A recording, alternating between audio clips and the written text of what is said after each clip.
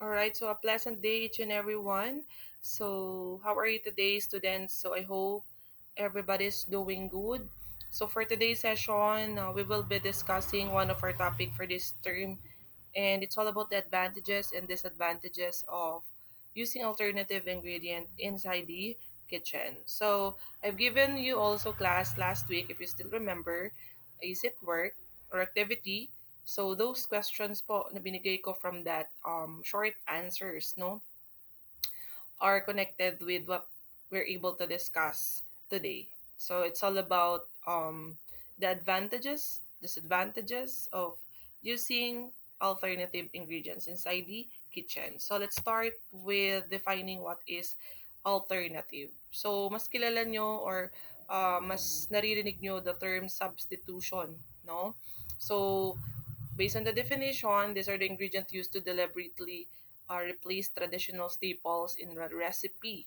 So, common categories, we have, ano ba usually nating sinasubstitute if this is not present in the market. So, we have the dairy substitutes, no? Samples natin, the almond milk, oat milk, soy butter, and cashew cream.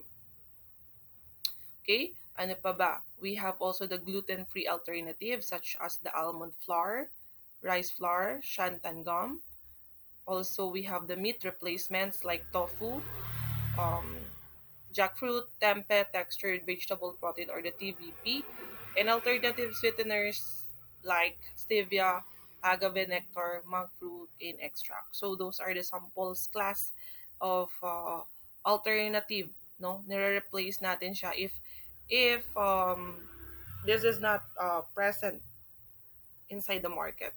Okay, so wala tayong makita na ganitong ingredients, so we can use this one as replacement. So this is just a sample. We have a lot of ingredients pa na pwede nating gamitan ng substitute. But overall, when we say alternative, it emphasizes what? That we can look for the replacement on a cheaper price, or you can also check on the local brand of the ingredient. If ang hinihingi ng recipe halimbawa is um, imported yung brand ng ingredient na yon, you can look as alternative a local one. And another thing that we need to consider is we have the driving forces in hospitality. So we have allergies and intolerance, lifestyle diet, sustainability, and economic factors. So allergies and intolerance, it says from the definition, this is the significant increase in severe food allergies. We have also celiac disease or diseases and lactose intolerance.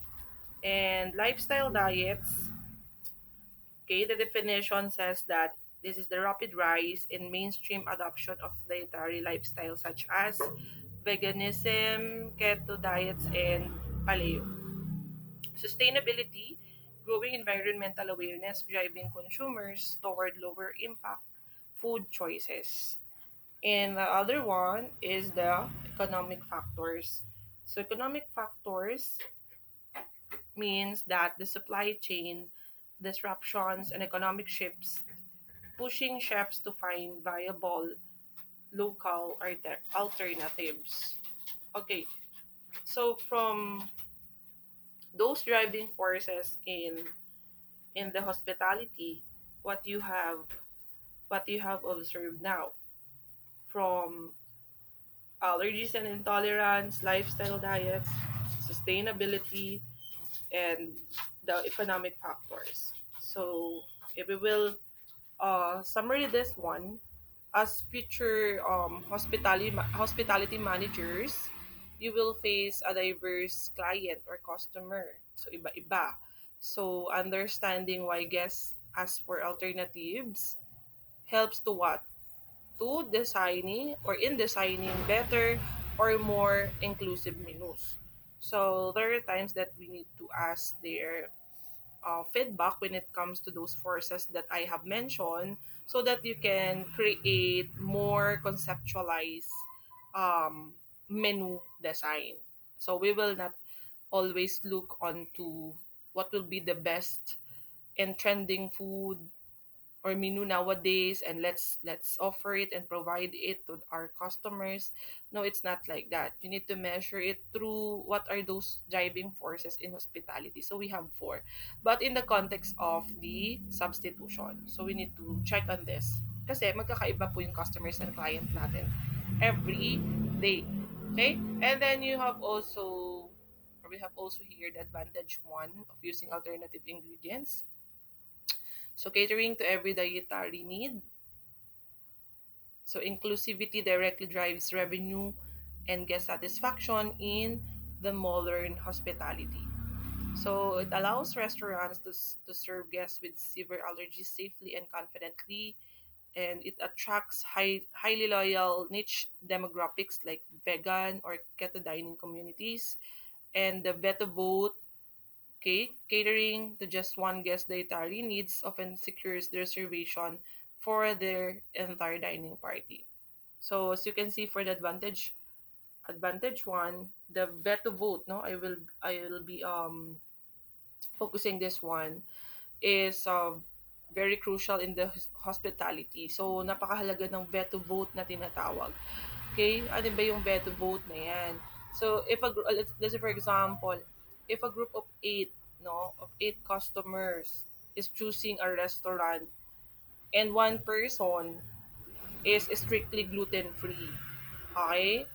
So the restaurant will will check on the alternative, okay, in order to serve that customer that is looking for a gluten-free food or may ingredient na gluten-free doon sa i-order ng karamihang customers.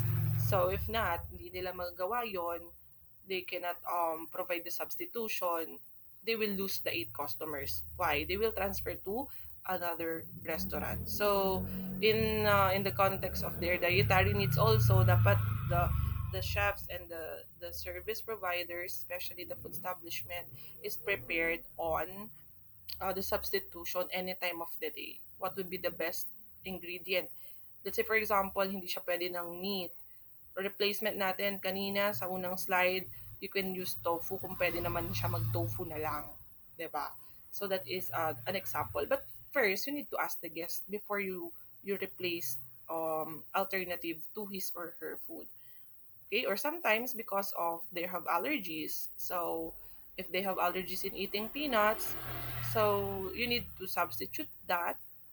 What is the best ingredient to use, like say for example, baka pwede naman ng mga cashew nuts, no, or walnuts. So may mga specific peanuts lang halimbawa na hindi siya pwede, pero pwede naman ng ganito. So we need to be prepared on that. So that is the advantage one of using substitution. Hindi tayo malolosan, no, ng customers. Okay, and another advantage is number two, which is the lowering the environmental footprint. So sustainability, no, is very crucial in using alternatives in the kitchen, because it becoming a non-negotiable standard for many modern consumers and major marketing point for the restaurants. So many plant-based alternatives require significantly less water and land than traditional animal products. Ngayon, ang mga pagkain ngayon, uso ang sinaserve more of plant-based na, even meats, no? So, ito dapat yung masustain natin to offer to the customers. Locally sourced alternative grains like sorghum or millet to reduce carbon footprints tied to global shipping, and appealing to eco-conscious consumers actively boost brand reputation and the loyalty. So the main point from this slide, advantage two, is sustainability is a major selling point for modern restaurants. Okay, so using like what, like oat milk or any local ingredient can be part of the restaurant's um, marketing strategy. Kasi ngayon nawawala na yung ano natin eh. Um, Nawawala na tayo sa pagsusustain na kung ano man yung tradition before in preparing food, like from raw and what are the methods of cooking as well. So dahil mabilis ang pagbabago ng ating sa culinary, no, madaming transformation, and that is good. Pero there are times may mga customers pa din tayo that they are looking for the to sustain what's really the real food to be served on the table. And this is one of the advantage of using alternative by means of local ingredient instead of using um, those branded ingredients nowadays. Okay? So, may mga local ingredients ba kayong alam na mas okay siyang gamitin compare sa um, mas branded or mas mahal, or kasi dahil ito ay mas uso, 'di ba? So for example, sa pizza ngayon, ang pinaka-favorite ng lahat is the spinach. Okay? Sa pizza, yan lagi ang Angel's Pizza, yan. Laging ino-order ng customers. So, what will be the alternative for using spinach? 'Di ba? We can use also the um, pwede tayong gumamit ng kangkong. Ayan. Kangkong, pero pizza pa rin yung ating isi-serve. Something like that. And this is something na pwede ring magkaroon ng eagerness yung customer natin to taste on this, kasi parang mas healthy, no, kangkong kumpara sa spinach. Parang may mga ganong perspective because that is part of sustainability. And another thing is we have the advantage tree pushing the boundaries of labor. So breaking comfort zones, relying on alternative ingredients forces chefs out of their traditional culinary comfort zone. So this restriction becomes a catalyst for discovering new cooking methods, fermentation processes, and preparation techniques that elevate the entire menu.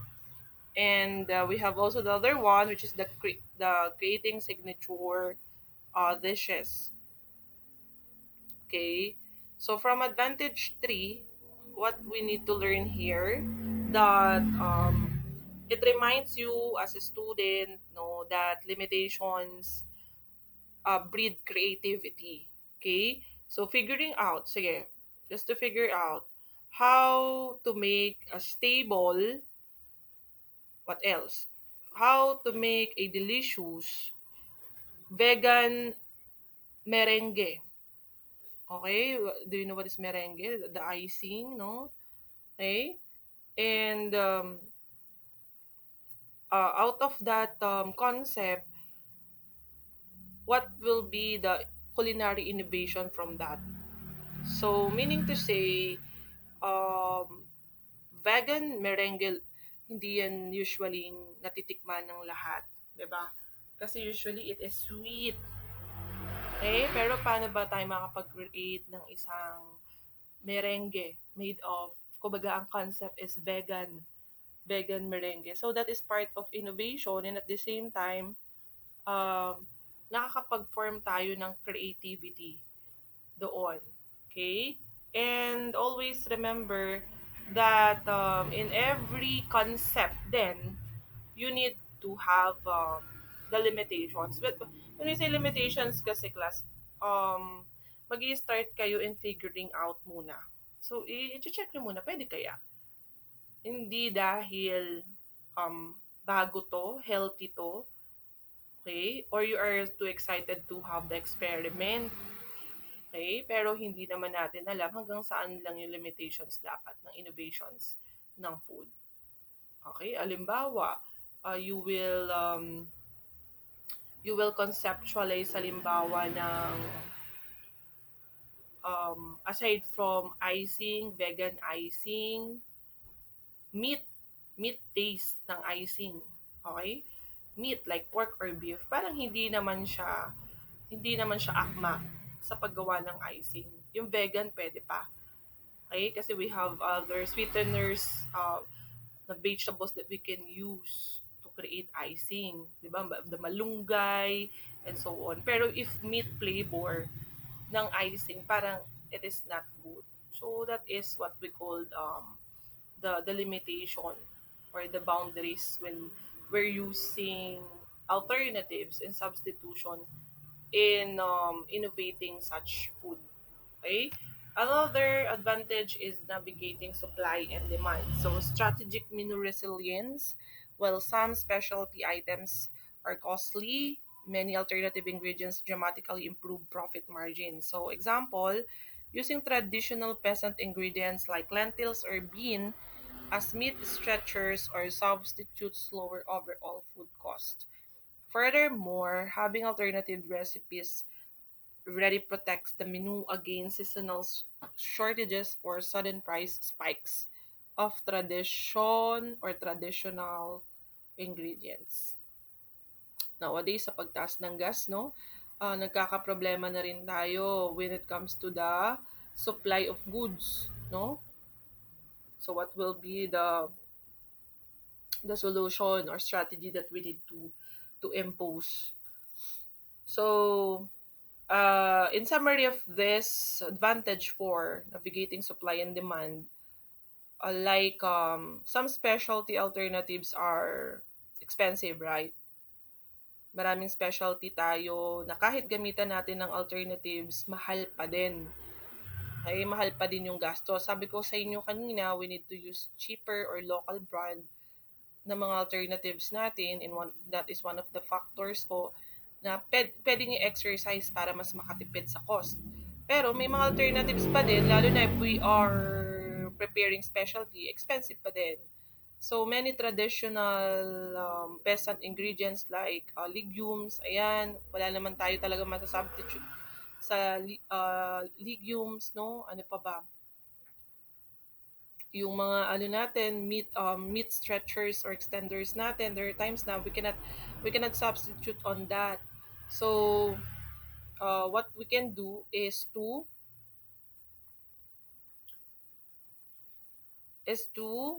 maintain the ingredients, the quantity of the ingredients, and make sure that that the ingredients are always ready, merong laging supply regardless yan kung tumaas o bumaba ang presyo.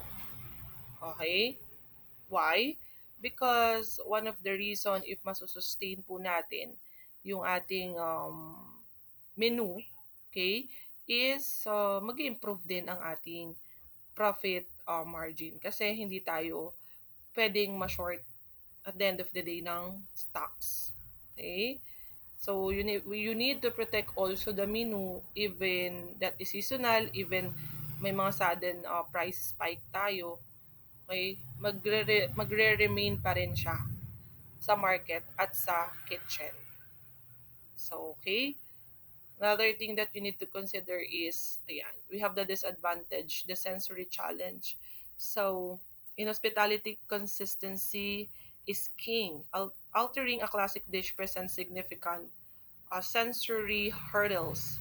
So substitute really mimic the exact mouthfeel, fat content, or taste of the original ingredient. And the common issues are the gluten-free bread lacking chew and elasticity, low fat or plant-based, dairy splitting or curdling in hot sauces, and there is a high risk of disappointing guests who expect traditional flavor profiles if they are not properly informed. So from this slide, the sensory challenge speaks that in hospitality class, the consistency is a king term. Okay, is we are avoiding complaints to our customers. Okay, this is the message of this slide, that we need to be consistent to whatever the taste, whatever the quantity, whatever the ingredient that you will use. Okay, So that's why nagiging disadvantage siya ngayon in using alternative. Kasi there are customers that they don't want substitution or alternatives. Mas gusto nila yung original flavor. Na kahit we explain it well sa kanila, we don't have meat now because of the price, sudden price spike, so we need to replace it sa tofu, limbawa, yung meat nila. And they don't want that. So nagkakaroon ng challenge ang mga chef and even the restaurant on how they will serve it to the guest. Okay, so that is the disadvantage of using alternative. Or sometimes, uh, yung complaint, no? Hindi nawawala because of they're not satisfied with the lasa, or they're looking for the traditional taste, or ano ba yung una nilang natikman simula nung una silang bumisita sa restaurant, or ano ba yung unang sinerve sa kanila na una nilang natikman na I feel like babalik ako dito. Okay? Kung hindi na nila yun matitikman, meaning to say there's something na binago sa recipe. Okay? So, nagiging disadvantage siya of using alternative. And the disadvantage too is changing the chemical formula. So, baking is chemistry and the R&D cost. The R&D means recipe development. Okay? So, bakit naging disadvantage to chemical ano natin? Changing the chemical formula. Okay? So, we all know that baking is a science. So, you cannot simply swap, di daw pwedeng palitan ang 1 cup of regular flour sa 1 cup of coconut flour. Sa baking kasi napaka delikadong basta-basta magpalit ng ingredient, even the measurement, unlike sa normal cooking. Okay? And it what will be the conflict? It will absorb too much liquid, no? And ruin the dish. So, ibig sabihin, you are preparing for a bad food if you do this substitute.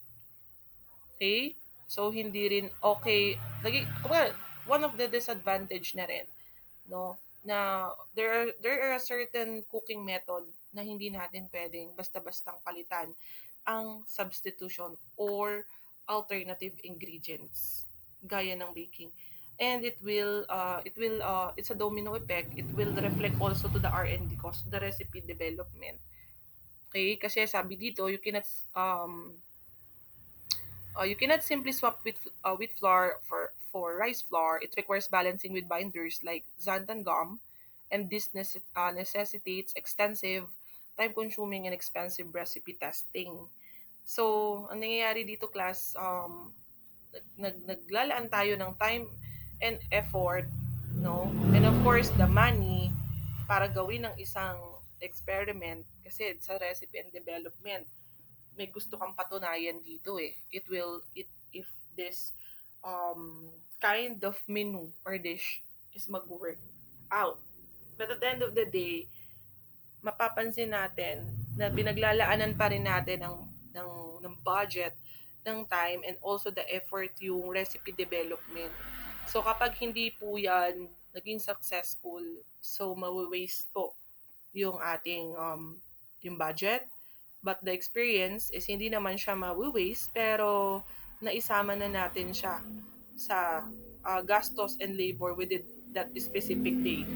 So, might as well, if may mga methods tayo ng cooking na medyo delicates, no, ang pwede lang nating ma-learn from this disadvantage is that we should not play with some experiments, lalo na if the method is baking. Kasi napakahirap pong mag-substitute sa baking. Okay? And then the disadvantage 3 is the premium price of specialty items. So, for example, we have the traditional ground beef. Then we have $4. Then we have the premium plant-based meat, $11. Standard wheat flour, $1. Specialty almond flour is $8. So highly processed alternatives in specialty flours often carry premium price tags. So without careful menu engineering and pricing strategies, these items can negatively impact the restaurant's overall food cost percentage. So nabanggit ko kanina, may mga specialty menus tayo that we cannot do something with that kasi talagang even specialty menus are very expensive pa din pag ginamitan ng alternatives. So, the learning that you will get from disadvantage 3. So you can see this is the balance between offering premium alternatives and keeping menu prices reasonable. Ang hirap nun ha, yung babalansehin mo na quality, fresh and quality ingredient ang gagamitin mo, pero yung price is hindi dapat sobrang maging obvious na mataas kasi gumamit tayo ng branded ingredients. So, if the question like if a vegan burger patty costs twice as much as beef, how does the restaurant price it on the menu? No? So ito times 2 mo halimbawa yung price ng vegan burger patty using the it can be the traditional ground beef or premium plant based meat. So paano po natin siya lalagyan ng price or bibigyan ng price if ito dapat yung maging natin, maging formula in order for us to gain profit. Okay? So pwede po dito is yung ating um quantity ng specialty items natin is i-lessen natin. If the patty is let's say for example, ang kanyang thickness is nasa 2 to 5, okay? Yung thickness niya. So, pwede natin siyang i-reduce at least 2.5, something like that. But the ingredients, hindi po siya nagbago, yung lasa hindi nagbago, the portion and quantity lang ang binago natin. Kasi if you will not change on that, hindi tayo makakuha ng profit. So, nagiging disadvantage tuloy um, yung mga specialty items natin kasi may mga premium price ang ingredients nila, no? Hindi tayo pwede mag-alternative rather than to lessen the portion. Yun. Okay? And the advantage for the supply chain and storage issues like vendor limitations, shorter shelf life, and then the cross contamination. So specialty ingredients may be difficult to source consistently from primary broadline vendors, requiring multiple supplier relationships. And then shorter shelf life means many natural, less processed alternatives lack the preservatives of traditional items, leading to faster spoilage and higher waste. And cross contamination requires separate, dedicated storage and prep areas to prevent cross contamination, which is critical for allergen safety. Okay, so from this slide, so logistical challenge are real. If you run out of regular milk, you can run to a local store, which is correct, no? If you run out specific barista grade macadamia milk, you might be out of luck until the next delivery. Okay, so mapapansin natin yung suppliers natin, there are times na may mga conflicts tayo kasi may mga ingredients tayo na hindi natin basta-basta pwedeng mabili sa mga local store or markets lang. May mga ingredients tayo that is coming from our suppliers lang at may mga schedule and date yan kung kailan isusupply. So, there are times na hindi natin ma-measure kung kailan tayo short ng stocks, no? So, the disadvantage is um, you cannot serve to or provide to the customer ano yung order nila kasi um, we cannot use local milk if ang kailangang milk is macadamia. Though the store is present, no? Pero kung hindi naman yon yung kinakailangan na milk doon sa titimplahing drink or beverage is magiging useless din. Okay? So, as you can see, no, habang tumatagal yung discussion natin, madami kayo nakikitang advantage and disadvantages ng paggamit ng substitution or alternative. So, hindi pala siya basta-basta lang no na ginagamit. You will think everything from the recipe, from the concept, from the taste, from the expectation, lahat po yan kailangan nating um, ma-figure out before you gonna execute na, sige, let's use the alternative like this. Kaya nga ako class no sa mga nagtanong last time, ma'am, we don't have quinoa. So ang hirap kong mag-reply kung anong ire-replace kasi it's not a local brand. Specialty menus din ang ipe-prepare ninyo eh, no? So, may mga naka-experience ng bumili ng black beans and whatsoever na lang kung anong present sa market. Pero ang hirap mag-guess ng sige alternative. So, I hope mas natutunan nyo today na hindi basta-basta or hindi ganun kadali mag-replace ng ingredients. So, implementing alternative successfully, we have testing rigorously. Never put an untested alternative recipe on the menu. Conduct blind tasting to ensure the sensory experience meet restaurant standards. Another is to train the staff or the front of the house staff must know exactly what ingredients are used to accurately and safely answer guest allergy queries. Prevent cross-contamination, so maintain strict kitchen protocols, utilizing color-coded cutting boards and dedicated equipment for alternative ingredients. And the cost analysis is very important as well because regularly review the yield and cost per portion of alternative dishes to ensure they remain profitable despite higher initial ingredient cost. Okay? So, from the best practices from the slide, so the success of alternative ingredients relies heavily on the management. Okay? It's not just about chef cooking. Okay? It's about what? The servers explaining it and the manager pricing it. Okay? So it's not all about the chefs lang lagi ang kailangang mag mag-explain or mag-effort to prepare food but also the entire team inside the restaurant like the servers and also the managers how they will price the menu. They have the collaboration with the chef and also the servers that is assigned at the front of the house is knowledgeable also on whatever the substitution or alternatives to be used in their menu, okay, provided to the guest. So this is the end of our discussion for this day.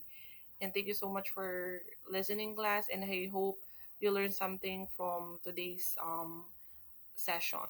So if you have questions or thoughts, then do not hesitate to message me, and I'll be giving also um, the next laboratory activity that you will do as a group that is part of what we have discussed today. So thank you so much, and God bless everyone.